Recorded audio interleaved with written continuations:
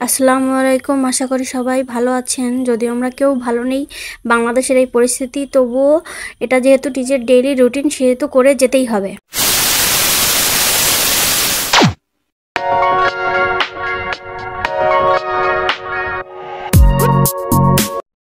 বন্যার্তদের পাশে আপনারা যেভাবে পারবেন অবশ্যই দাঁড়াবেন। তো আজকে আমি রান্না করছি নারিকেল কোড়া দিয়ে শাপলা এবং বাইন মাছ দিয়ে একটা নতুন অভিনব রেসিপি।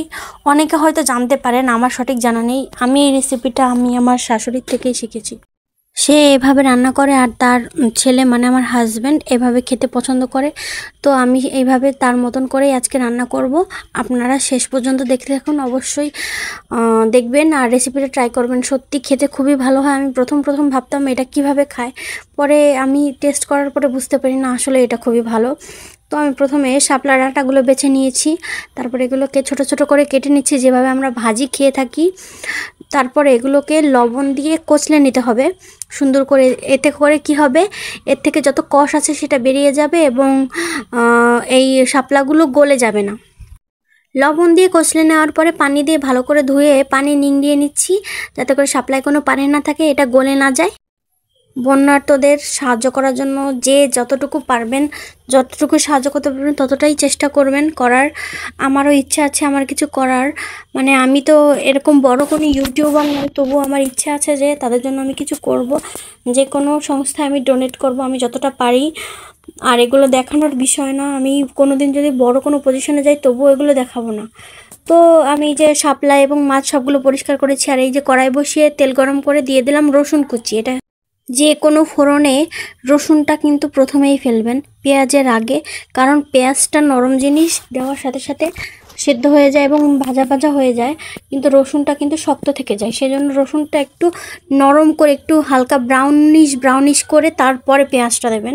তো আমি এখানে আগে যেভাবে করি সেভাবে রসুনটা আগে দিয়েছি, তারপর পেঁয়াজ কুচি দিয়েছি, তারপর শুকনো মরিচগুলোকে বটি দিয়ে কুচি কুচি করে কেটে আমি আস্তে আস্তে দিচ্ছি। এখানে প্রায় 4-5টা মতন শুকনো মরিচ দিয়েছি। মিডিয়াম ঝাল আছে, আপনাদের ঝালের পরিমাণ এবং মানে পরিস্থিতি বুঝে কে কতটা খান সেভাবেই দিয়ে দেবেন।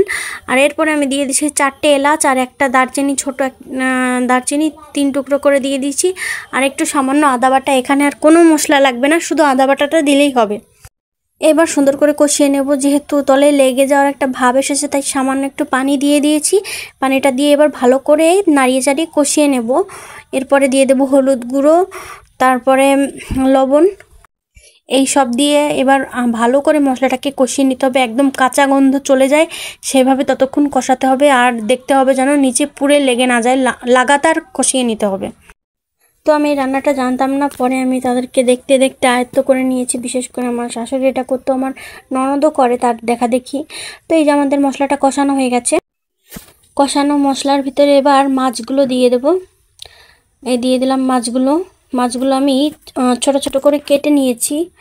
মিডিয়াম সাইজের ছিল মাছগুলো, তো এগুলোকে কেটে নিয়েছি। অনেকে আবার আগে থেকে লবণ হলুদ দিয়ে সিদ্ধ করে তারপরে কাটা ফেলে দেয়, মানে আমার শাশুড়ি এভাবে করে, কিন্তু আমি এভাবেই করছি কারণ এই মাছগুলোর কাটা ভীষণ ছোট হয়, এটা তেমন একটা প্রবলেম হয় না, সেজন্য আমি এভাবেই কেটে দিয়েছি। আপনারা ইচ্ছে করলে না কেটে ওইভাবেও করতে পারেন।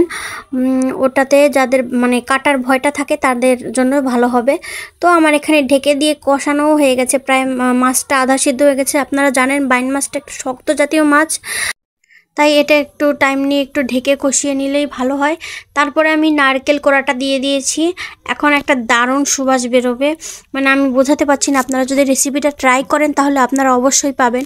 এরপরে আমি শাপলাটাকে যেটা পরিষ্কার করে ধুয়ে নিয়ে রেখেছিলাম সেটা দিয়ে দিচ্ছি। আমি এর ভিতরে আরও কিছুটা পানি রয়ে গেছে, সেটা আমি নিংড়িয়ে নিচ্ছি। যতটা পারবেন পানিটা নিংড়িয়ে নেবেন, তাতে ভালো হবে, খেতে ভালো লাগবে, আর শাপলাটা গলে যাবে না, আস্তে আস্তেই থাকবে। তো এবার ভালো করে মিক্স করে তারপরে সুন্দর করে জাল করে রান্নাটা শেষ করে নেব। তো আজকের মতন আমার ভিডিওটি আমি শেষ করছি। আমার ভিডিওটি যদি ভালো লাগে, আমার রেসিপিটি যদি ভালো লাগে, অবশ্যই ট্রাই করবেন, আমাকে অবশ্যই সাপোর্ট করবেন। দেখা হবে অন্য কোনো দিন অন্য কোনো ভিডিও নিয়ে। ততক্ষণ ভালো থাকবেন, সুস্থ থাকবেন, সবাইকে ভালো রাখার চেষ্টা করবেন। আজকের মতো বিদায় নিচ্ছি। আল্লাহ হাফেজ। লাইক কমেন্ট শেয়ার করতে ভুলো না।